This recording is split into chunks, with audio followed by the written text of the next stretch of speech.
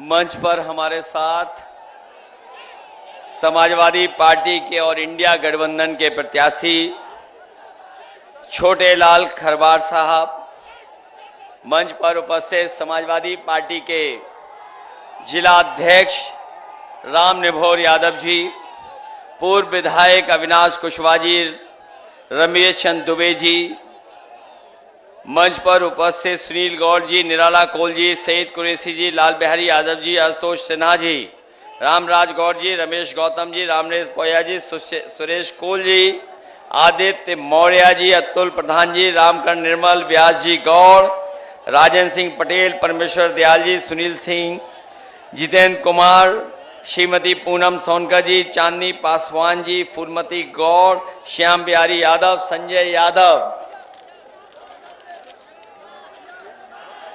विजय यादव जी से लेकर के बाबूलाल आनंद खरवार जी, परमेश्वर यादव, प्रभु नारायण यादव, अनिल पाल जी, जयप्रकाश जी, अनीस मंसूरी साहब, विपिन मिश्रा जी, वशिष्ठ मौर्य, रामजन्म निषाद, परमहंस सिंह जी, श्रीमती गीता गौड़, बबलू धांगर, ज्योतेश गौतम जी, पवन पटेल, सत्यम पांडे जी, फारूक अली साहब, कृपा शंकर जी, राम कुमार संघर्ष जी, रमेश कुमार बागी जी, काजू अग्रहरी जी, प्रेम सिंह पटेल, प्रदीप कनौजिया जी, महेंद्र राव जी से लेकर के बड़ी संख्या में समाजवादी पार्टी, कांग्रेस और इंडिया गठबंधन के सभी नेता जो मंच पर हैं और इस चुनावी जनसभा में उपस्थित सभी हमारे आदरणीय बुजुर्ग, किसान भाई, आदिवासी भाई बहन, माताएं बहनें और बड़ी संख्या में नौजवान साथी पत्रकार बंधुओं, मैं सबसे पहले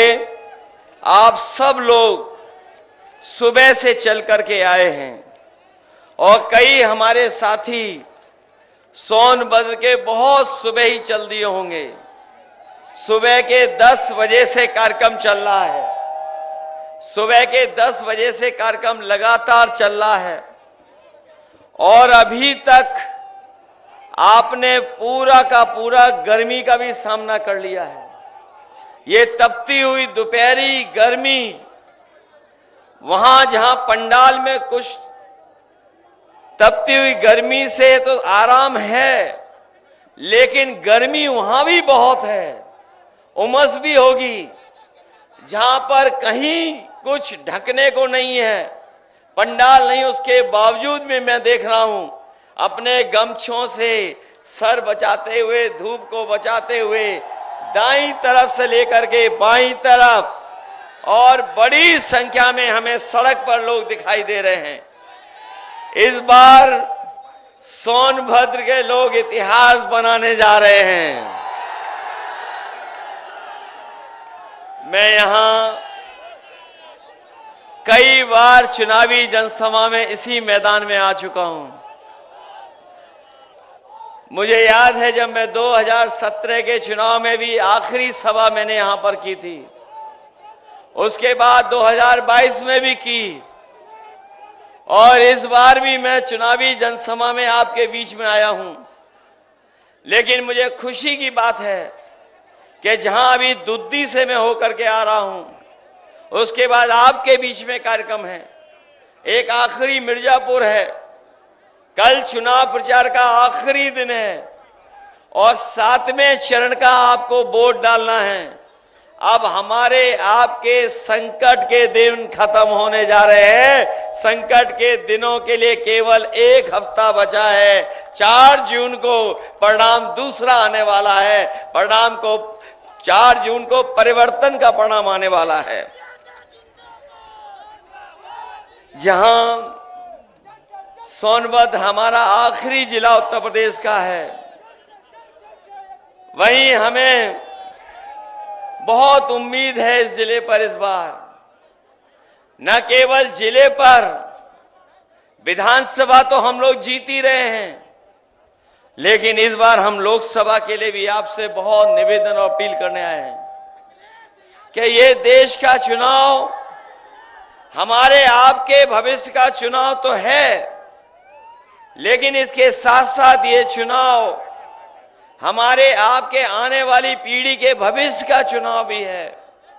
और जो लोग साथी जान रहे होंगे वो जानते होंगे कि आज भारतीय जनता पार्टी ने संविधान को भी खतरा पैदा कर दिया है।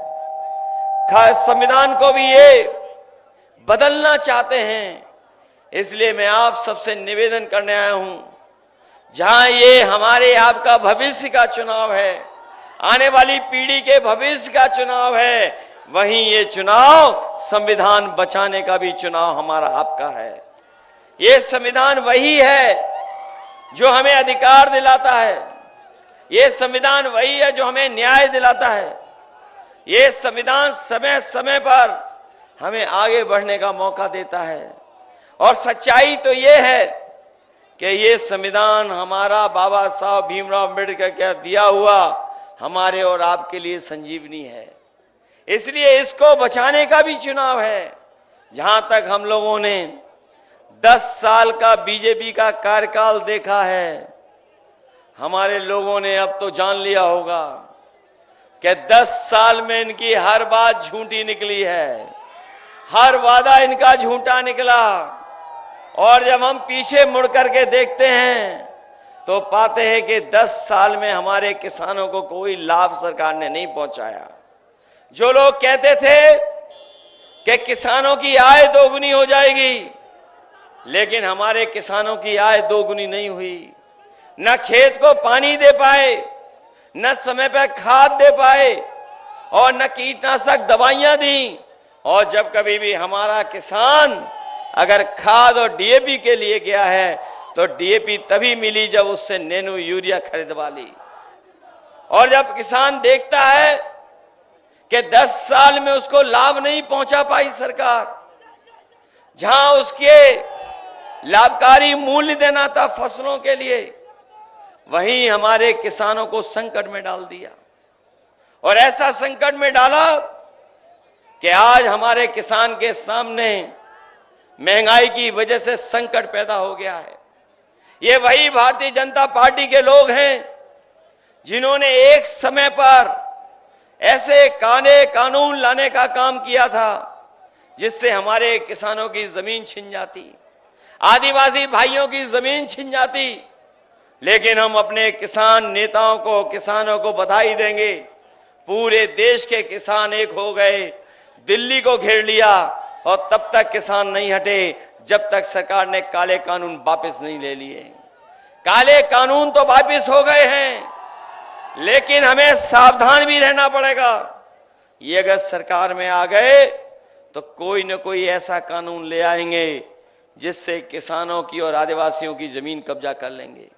इसलिए हमें सावधान रह करके भी इन लोगों से मुकाबला करना है।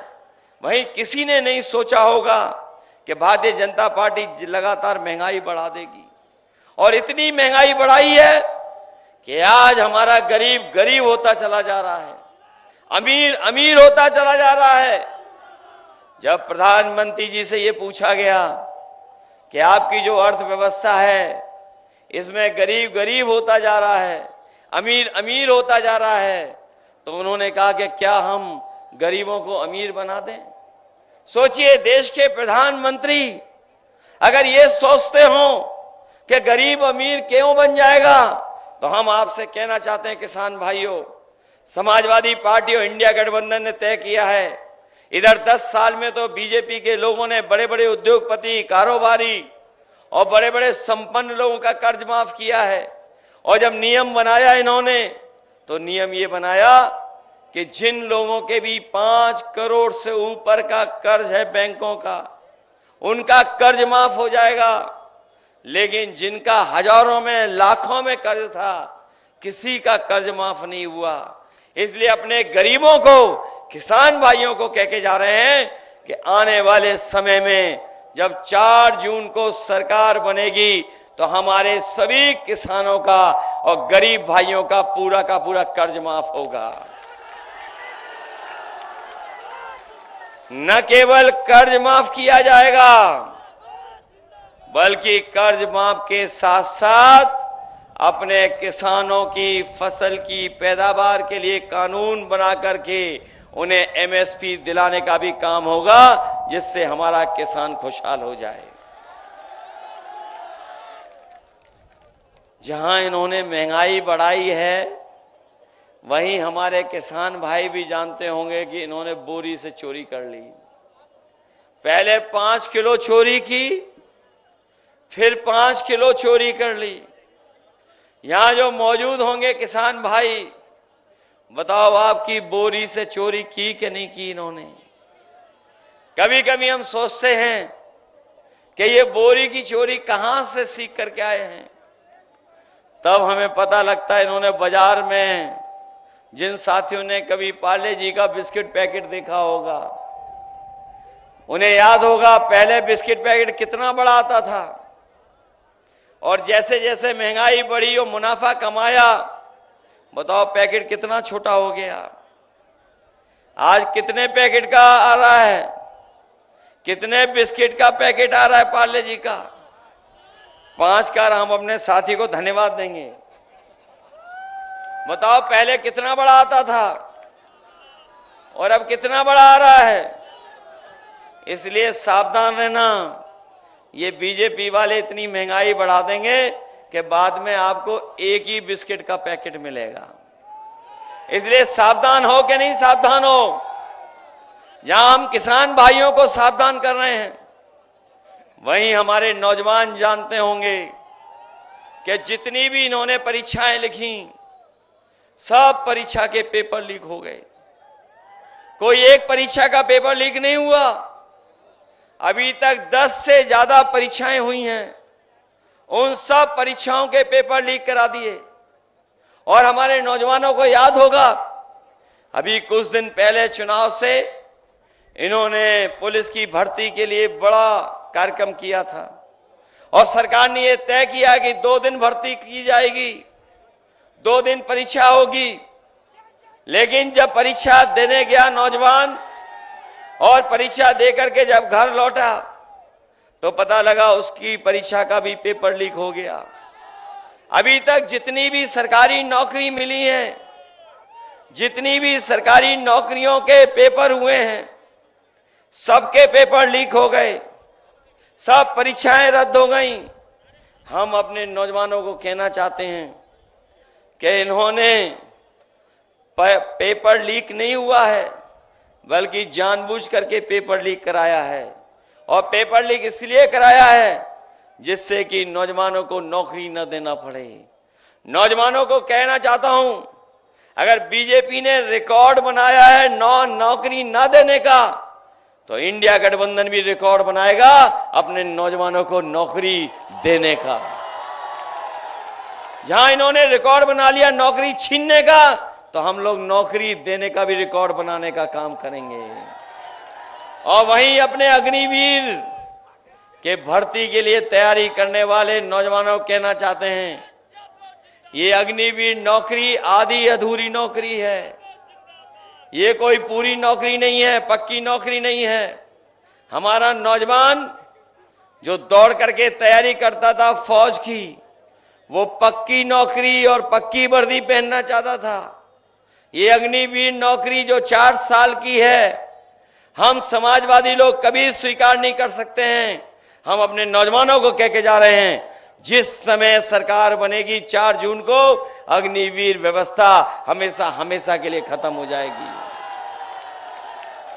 न केवल अग्निवीर व्यवस्था खत्म होगी, बल्कि फौज की नौकरियों को बढ़ा करके, और जो सरकारी नौकरियां 30 लाख खाली हैं, उन 30 लाख नौकरियों को और फौज की नौकरी बढ़ा करके अपने नौजवानों को नौकरी देने का काम आने वाले समय में होगा। इसलिए आपसे हम निवेदन करने आए, अपील करने आए हैं। आपने वो समय भी देखा जिस समय इन्होंने राशन बांटने का काम किया था। जिस समय 2022 का चुनाव था, बीजेपी वाले बहुत गरीबों को राशन दे रहे थे, चने की दाल दे रहे थे, चना दे रहे थे, रिफाइंड तेल भी दे रहे थे, नमक भी दे रहे थे। और जब वोट मिल गया, सरकार बन गई, तो बताओ आज राशन में क्या देना है गरीबों को? बताओ राशन में क्या मिल रहा है गरीबों को? न जाने क्या दे रहे हैं राशन में, इसलिए अपने गरीब परिवार के लोगों को के जा रहे हैं, उन्हें भरपेट खाना भी नहीं खा पा रहे हैं, इसलिए राशन की मात्रा बढ़ाएंगे। और जिस तरीके से संपन्न लोग, जो लोग शहर में रह रहे हैं, जो बड़े लोग हैं, आजकल पैकेट का आटा खरीद करके खा रहे हैं, जो न केवल गुणवत्ता में बेहतर है बल्कि पौष्टिक भी है। हम अपने गरीब परिवार के लोगों को कह के जा रहे हैं कि राशन तो बढ़ाएंगे ही बढ़ाएंगे, वहीं पैकेट के आटे के साथ साथ आपको डाटा फ्री उपलब्ध भी कराने का काम होगा, क्योंकि जहां राशन की मात्रा बढ़ेगी उससे पूरा परिवार भरपेट खाना खा पाएगा। पैकेट का आटा जो गुणवत्ता में और पौष्टिक है, उससे हमारे गरीबों का स्वास्थ्य बेहतर रहेगा। और वहीं डाटा इसलिए क्योंकि डाटा के बिना आजकल बहुत सी चीजें चलती नहीं हैं। अगर डाटा होगा तो हमारा मोबाइल भी चलेगा, डाटा होगा तो हम जानकारी भी हासिल कर लेंगे, डाटा होगा तो अगर हमें फॉर्म भरना होगा, ऑनलाइन पढ़ाई करनी होगी तो वो भी हम लोग कर लेंगे। इसलिए पैकेट के आटा के साथ साथ अपने गरीबों को डाटा फ्री देने का भी काम होगा। हमें और समाजवादियों को याद होगा, जिस समय समाजवादी सरकार थी तो गरीब परिवार की माताओं बहनों को समाजवादी पेंशन से हम लोग सम्मान दिलाने का काम करते थे। सोनभद्र और मिर्जापुर जिले वो रखे गए थे जिसमें हर गरीब परिवार की माताओं को हम लोगों ने 500 रुपया पेंशन देने का काम शुरू किया था। जिन साथियों ने हमारे 2017 का घोषणा पत्र पढ़ा होगा, 22 का घोषणा पत्र पढ़ा होगा, वो जानते रहे होंगे कि हम लोग माताएं बहनों को 3000 रुपए देना चाहते थे। गरीब बेटियों को पढ़ने के लिए विद्याधन दे रहे थे 30,000 रुपया। लेकिन अब जब हम लोग दिल्ली की सरकार बनाने जा रहे हैं तो अपनी गरीब माताओं बहनों को कह करके जा रहे हैं, समाजवादी पार्टी और कांग्रेस और इंडिया गठबंधन के लोगों ने तय किया है कि सरकार बनेगी तो अपने गरीब परिवार की माताओं बहनों को 1 लाख रुपए उनके अकाउंट में पहुंचाने का काम होगा। न केवल 1 लाख रुपए अकाउंट में पहुंचाएंगे बल्कि उनकी पढ़ाई के लिए भी केजी से लेकर के पीजी तक उन्हें कोई पैसा नहीं देना पड़ेगा, पूरी की पूरी पढ़ाई फ्री होगी। जब समाजवादी सरकार थी तो एम्बुलेंस भी चला दी थी हम लोगों ने। एम्बुलेंस गांव-गांव पहुंच करके मदद करती थी। जिला अस्पताल को भी बेहतर कर दिया था। कई अस्पताल भी बनना शुरू हो गए थे। लेकिन जब से समाजवादी सरकार गई है, एम्बुलेंस तो खराब की है, लेकिन अस्पताल में अब गरीब का इलाज नहीं हो पा रहा है। न दवाई है, न इलाज है, न इंतजाम है। इसलिए गरीब परिवार के लोग कह के जा रहे हैं कि समाजवादी पार्टी इंडिया गठबंधन तय किया है कि आने वाले समय में सरकार बनेगी तो अस्पतालों को, मेडिकल कॉलेजों को इस तरह बनाया जाएगा जिससे हमारे गरीबों का इलाज पूरा का पूरा फ्री होगा, एक भी पैसा उन्हें देना नहीं पड़ेगा। वैसे तो दिल्ली वाले और लखनऊ वाले लगातार प्रचार कर रहे हैं, लेकिन उन्हें हिसाब किताब जो देना है वो 10 साल दिल्ली का और 7 साल उत्तर प्रदेश सरकार का। बताओ कितने साल से सरकार है बीजेपी की? अगर दिल्ली की 10 साल की है और उत्तर प्रदेश की 7 साल की सरकार है तो बताओ कितने साल हो गए सरकारों में इनको? लगभग 17 साल सरकार में हो गए। बताओ 17 साल की सरकार में अगर किसी के गरीब के जीवन में कोई बदलाव आया हो तो बता दो सरकार की तरफ से। कोई बदलाव नहीं आया। और जहां बेरोजगारी बढ़ाई, महंगाई बढ़ाई और महंगाई आसमान पे पहुंचा दी। कोई कल्पना नहीं करता था कितनी महंगाई बढ़ जाएगी, महंगाई यहां तक पहुंच जाएगी। न केवल महंगाई बढ़ाई बल्कि हमारे साथियों को याद होगा कि समाजवादी सरकार थी तो पुलिस को चलने के लिए 100 नंबर देने का काम हुआ था। और 100 नंबर इसलिए दिया था कि दूर दराज अगर कहीं कोई घटना हो जाए, कोई तकलीफ परेशानी में उलझ जाए तो वो फोन मिलाए और पुलिस उसकी मदद के लिए पहुंच जाए। लेकिन हमें देखने को मिला है जब से 100 नंबर वाली पुलिस की गाड़ी सरकार ने 112 कर दी, हमारे पुलिस के भाइयों को भी लगा कि उन्हें भी अपना रेट बढ़ा लेना चाहिए। बताओ, रेट बढ़ा दिया कि नहीं बढ़ा दिया? हम अपने इन्हें खाकी वर्दी पहनने भाइयों को भी सावधान करने आए हैं। अभी तो फौज की नौकरी हुई है 4 साल की। अगर बीजेपी की सरकार आ गई तो इन खाकी वर्दी वालों की भी नौकरी 3 साल की हो जाएगी। कभी कभी पत्रकार साथी पूछते हैं ये कैसे संभव है, तो हम उनसे पूछते हैं, बताओ क्या आपको पता था कि हवाई अड्डे बीजेपी बेच देगी? क्या आपको पता था कि बंदरगाह बेच देगी बीजेपी? क्या आपको पता था कि बैंकें बिक जाएंगी? क्या आपको पता था कि सरकारी नौकरी संविदा पे चली जाएंगी? क्या आपको पता था कि इलाहाबाद बैंक इकलौती उत्तर प्रदेश की बैंक थी, वो बिक जाएगी? क्या आपको पता था कि सब चीजें बेच करके वो निजीकरण हाथों में दे देंगे? क्या आपको पता था कि जीएसटी लागू करके हर चीज महंगी हो जाएगी? और क्या आपको पता था कि रात में एक दिन नोट बंद हो जाएंगे और नोटबंदी कर देंगे? तो पत्रकार साथी कहते हैं उन्हें नहीं पता था। अगर उन्हें नहीं पता था तो हम बताना चाहते हैं कि अभी तो फौज की नौकरी 4 साल की है। ये बीजेपी वाले सरकार में आ गए तो खाकी वर्दी पहनने वालों की भी नौकरी 3 साल की हो जाएगी। और याद कीजिए आप लोग, हमें और आपको सबको वैक्सीन लगवा दी। बताओ, वैक्सीन लगवाई कि नहीं लगवाई? कोई बचा जिसने वैक्सीन नहीं लगाई? केवल हम बचे जिन्होंने वैक्सीन नहीं लगवाई। हो सकता है एक आध और हो मेरे जैसा, लेकिन बताओ, आपने पढ़ लिया अखबार में कि नहीं पढ़ लिया? आपने अखबार में पढ़ लिया होगा। और अब तो सबको जानकारी हो गई है कि जिन्होंने वैक्सीन लगवाई है उन्हें बीमारी भी होगी, दिल की भी बीमारी हो सकती है, जल्दी हार्ट अटैक भी हो सकता है। और जब ये जानकारी आ गई तो कंपनी वाले कहते हैं कि जो वैक्सीन हमने लगवा दी है वो हम वापस ले लेंगे।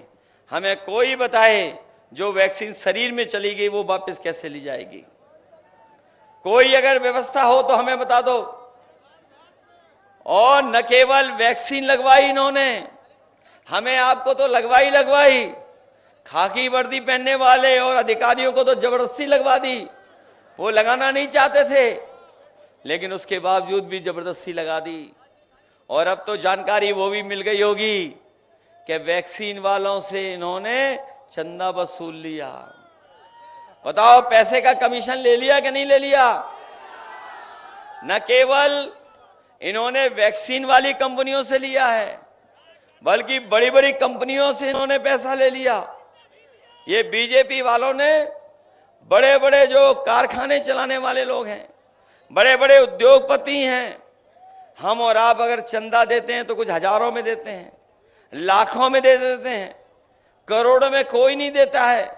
लेकिन भारतीय जनता पार्टी ने ईडी, सीबीआई, इनकम टैक्स का डर दिखा करके बड़े बड़े उद्योगपतियों से चंदा वसूलने का काम किया। किसी से 1000 करोड़ ले लिया, किसी से 600 करोड़ ले लिया, किसी से 500 करोड़ ले लिया, 400 करोड़ ले लिया।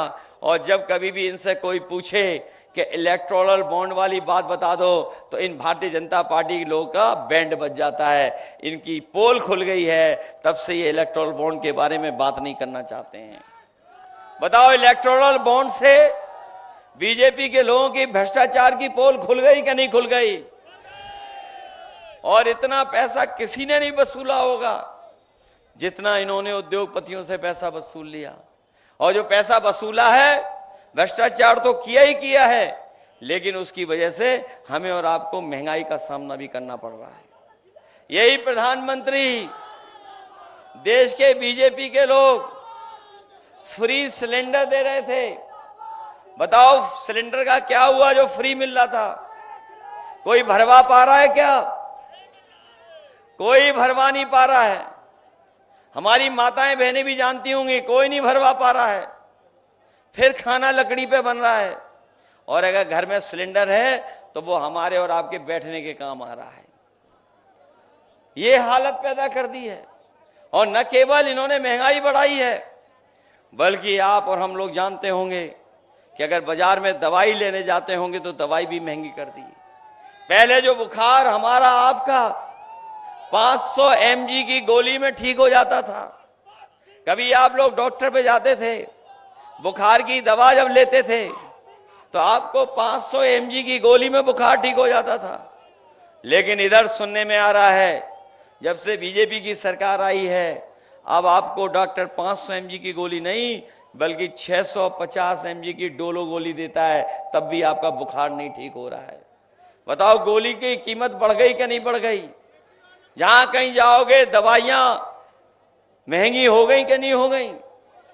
इसलिए ये 7वें चरण का चुनाव है, आखिरी का चुनाव है।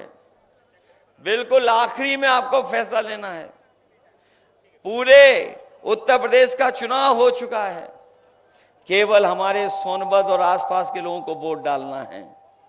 आपको पश्चिम से जो हवा चली है उसके बारे में पूरी जानकारी हो गई होगी। बताओ, बीजेपी हर जगह हार रही है कि नहीं हार रही है? और हार इसलिए रही है क्योंकि इन्होंने गरीबों को धोखा दिया है, किसानों को धोखा दिया है, नौजवानों के भविष्य की कोई चिंता नहीं है। इसलिए बताओ, सोनभद्र के लोगों, समाजवादी पार्टी और इंडिया गठबंधन को जिताओगे? मदद करोगे आप लोग? ये न केवल आपके भविष्य का चुनाव है बल्कि आने वाली पीढ़ी के भविष्य का चुनाव भी है। ये संविधान को बचाने का भी चुनाव है। ये जानते हो आप लोग, संविधान बचाने का चुनाव है। ये लोग सत्ता में आ गए तो हो सकता है संविधान बदल दें, हो सकता है हमारे आपके अधिकारों को छीन लें। इसलिए सावधान है कि नहीं है? सावधान। आपने देखा होगा, हेमंत सोरेन जैसे मुख्यमंत्री को जेल भेज दिया। आप पार्टी के मुख्यमंत्री, उन्हें जेल भेज दिया। और आप पार्टी के मुख्यमंत्री के जो आरोप लगे हैं पार्टी पर, वो आरोप सब झूठे हैं। अगर किसी ने आरोप झूठे लगाए हैं तो भारतीय जनता पार्टी के लोगों ने लगाए हैं। हेमंत सोरेन जो आदिवासी मुख्यमंत्री थे, उन पे भी झूठे मुकदमे लगा करके जेल भेज दिया। इसलिए आप लोग सावधान हैं कि नहीं सावधान? इसलिए लोकतंत्र को बचाना। मुझे खुशी है कि छोटे लाल खरवार जी आज हमारे साथ आ गए हैं और इनके आने से हमारी पार्टी की ताकत बढ़ गई है। इनके आने से एक माहौल बन गया है। इसलिए इनकी मदद करना आप लोग। हम आपको भरोसा दिलाते हैं कि सोनभद्र के विकास के लिए हम लोगों ने हमेशा काम किया है। जब कभी भी हम लोगों को सरकार में मौका मिला है तो हम लोगों ने लगातार काम कर करके दिखाया है। अगर हमें कहीं अस्पताल बनाना पड़ा होगा तो अस्पताल बनाया है। यही सड़क जो वाराणसी को जोड़ती है समाजवादियों ने बनाई है। तमाम पुल बनाए हैं, बिजली का कारखाना बनाया, बिजली के कारखाने से लेकर के और जो सुविधाएं हो सकती हैं एम्बुलेंस की, पुलिस की, वो भी दी है। इंजीनियरिंग कॉलेज को बनाने से लेकर के और तमाम क्षेत्र का विकास करने का काम किया है। ट्रॉमा सेंटर भी बनाया जो आज भी चल नहीं पा रहा है। जो ट्रॉमा सेंटर बना दिया था, इस उम्मीद और इस भरोसे के साथ दिया था कि आने वाले समय में यहां पर हमारे गरीबों का इलाज हो जाएगा, दवाई मिल जाएगी, लेकिन आज भी वो नहीं चल पा रहा है। इसी तरह चाहे बस स्टैंड बनाया हो, वो भी सरकार नहीं चला पाई है। जितने भी काम दिए थे वो सब के सब अधूरे हैं। कन्हेर परियोजना जो दी थी, जिससे वहां के आदिवासी भाइयों को, किसानों को मदद मिल जाती, पानी का इंतजाम हो जाता, लेकिन जितना समाजवादियों ने बनाया उसके आगे सरकार ने कोई काम नहीं किया है। इसलिए सब काम रोक दिए हैं। हमें उम्मीद है कि इस चुनाव में आप लोग मदद करना, सहयोग करना। जहां हमारे पार्टी के प्रत्याशी छोटे लाल खरवार जी, उनके परिवार में जहां दुख आया है, जहां उनकी माताजी का स्वर्गवास हुआ, उसके बावजूद भी ये लगातार जनता के बीच में हैं। जहां हम दुख प्रकट करते हैं, वहीं हम इनका भी धन्यवाद देते हैं कि चुनाव के मैदान में लगातार जनता के बीच में जा रहे हैं। वहीं हम अपने तमाम लोगों को भरोसा दिला के जा रहे हैं जिन्होंने समय समय पर हमारे समाज को और देश की राजनीति को एक दिशा देने का काम किया है। चाहे हमारे भगवान बिरसा मुंडा रहे हों, नीलांबर सिंह खरवार रहे हों, पीतांबर सिंह खरवार रहे हों, और बाबा साहब भीमराव अम्बेडकर जिन्होंने हमें संविधान देने का काम किया है, इनके साथ साथ इनके सब तमाम महापुरुष जिन्होंने आदिवासियों भाइयों के लिए, जिन्होंने पिछड़े लोगों के लिए जो समाज को नई दिशा दी है, अगर हमें स्मारक बनाना पड़ेगा तो स्मारक बना करके इन सब महापुरुषों को सम्मान देने का काम भी करेंगे। और वो स्थान भी हम लोग तय कर करके उस स्थान पे एक बहुत शानदार एक स्मारक बना करके उनको सम्मान देने का काम करेंगे। हमें उम्मीद है कि 7वें चरण के चुनाव में आप सब लोग मिलकर के मदद करना, क्योंकि जो मन की बात कर रहे थे वो संविधान की बात नहीं कर रहे हैं, जो मनमर्जी हैं वो आपकी सुनना नहीं चाहते हैं। और जहां तक अभी तक का कार्यकाल देखा है, उन्होंने किसान से लेकर के हर वर्ग के साथ धोखा किया है। कहने को और दिखाने को तो उन्होंने बड़े बड़े सपने दिखाए थे कि निवेश हम जमीन पर पहुंचाएंगे, हम कारोबार चला देंगे, हम उद्योग लगा देंगे, लेकिन जब हम 10 साल पीछे मुड़ करके देखते हैं तो वहीं के वहीं खड़े पाते हैं, महंगाई और बेरोजगारी बढ़ी है। इसलिए आप सबसे अपील करते हुए कि साइकिल चुनाव चिन्ह पर और समाजवादी पार्टी के इंडिया गठबंधन के प्रत्याशी की मदद कर देना। आप सबका बहुत बहुत धन्यवाद, बहुत बहुत आभार होगा। चलिए आइए।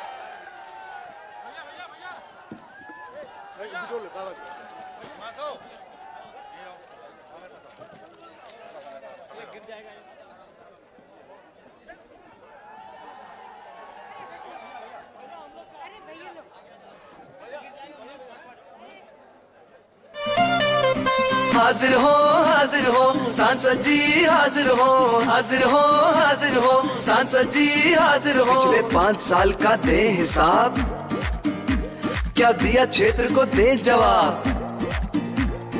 बहुत हुए प्रचार के किस्से, क्या सच में आया जनता के हिस्से। सांसद जी आकर बतलाओ, नहीं तो वापस फिर ना आओ, नहीं तो वापस फिर ना आओ, नहीं तो वापस फिर ना आओ। हाजिर हो सांसद जी, हाजिर हो सांसद जी, हाजिर हो। किसान को भूले वोट को लेकर, आय दुगनी का जुमला देकर, छुट्टा पशुओं ने किया नाक में दम, करी यूरिया बोरी से कम। मजदूर की तुमने मजदूरी मारी, डरी सहमी सी हर लड़की नारी। बिन बिजली के अरे खड़ा है खंबा, बिन पानी के नल का बम्बा। जेब भरी पर भरा न गड्ढा, बिन दवा इलाज पर जान है दद्दा। दुगना हुआ महंगाई से खर्चा, लीक हुआ एग्जाम का पर्चा। बेरोजगारी और बेकारी, लगी नौकरी भी गई है मारी। है भ्रष्टाचार का बोलबाला, कारोबार पे लग गया ताला। झूठे निकले संसद के वादे, जनता से फिरते अब भागे भागे। गुस्से में जनता ने यही पुकारा, अब ऐसा संसद नहीं दोबारा, नहीं दोबारा, नहीं दोबारा, नहीं दोबारा। अब ऐसे सांसद खारिज हो, खारिज हो, खारिज हो। अब ऐसे सांसद खारिज हो, खारिज हो, खारिज हो। अब ऐसे सांसद खारिज हो।